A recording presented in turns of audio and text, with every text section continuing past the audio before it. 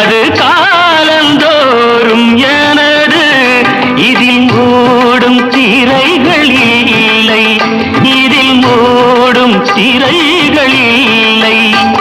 மனம் குணம் ஒன்றான முல்லை, சம்சாரம் என்பது வீணை, சந்தோஷம் என்பது ராகம். சல